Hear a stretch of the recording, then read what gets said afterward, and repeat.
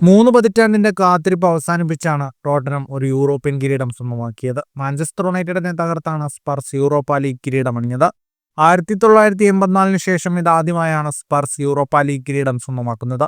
2007-2008 സീസണിന് ശേഷം സ്വന്തമാക്കുന്ന ആദ്യ കിരീടവും. യൂറോപ്പ ലീഗിൽ സ്പർസ് കിരീടമണിഞ്ഞതോടെ ഒരു വല്ലാത്ത യാദൃശ്ചികത കൂടിയാണ് തുടർന്നിരിക്കുന്നത്. തങ്ങളുടെ ക്രസ്റ്റിൽ പക്ഷികളുടെ ചിഹ്നമുള്ളതോ പക്ഷികളുടെ വിളിപ്പേരുള്ളതോ ആയ ഇംഗ്ലീഷ് ടീമുകൾ ഏറെക്കാലമായി തുടർന്നു പോകുന്ന തങ്ങളുടെ കിരീട വരൾച്ച അവസാനിപ്പിച്ചിരിക്കുകയാണ്. ക്രിസ്റ്റൽ പാലസിന്റെ നേട്ടമാണ് ഇതിൽ എടുത്തു പറയേണ്ടത്. FA കപ്പിന്റെ കലാശ പോരാട്ടത്തിൽ മാഞ്ചസ്റ്റർ സിറ്റിയെ തകർത്താണ് ഈഗിൾസ് കപ്പ് ഉയർത്തിയത്. ടോപ്പ് ലീഗിൽ ഈഗിൾസ് നേടുന്ന ആദ്യ കിരീടമാണിത്.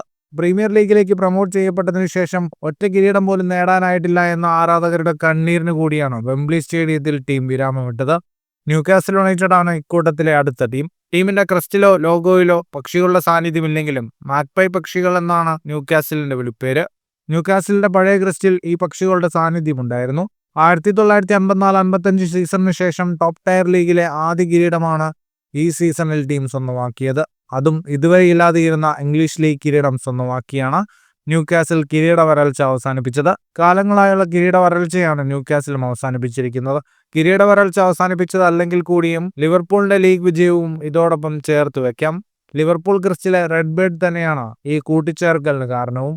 ഫുട്ബോൾ ലോകത്തെ കൂടുതൽ വാർത്തകൾക്കും വിശേഷങ്ങൾക്കുമായി സ്പോർട്സ് കഫേ സബ്സ്ക്രൈബ് ചെയ്യുക.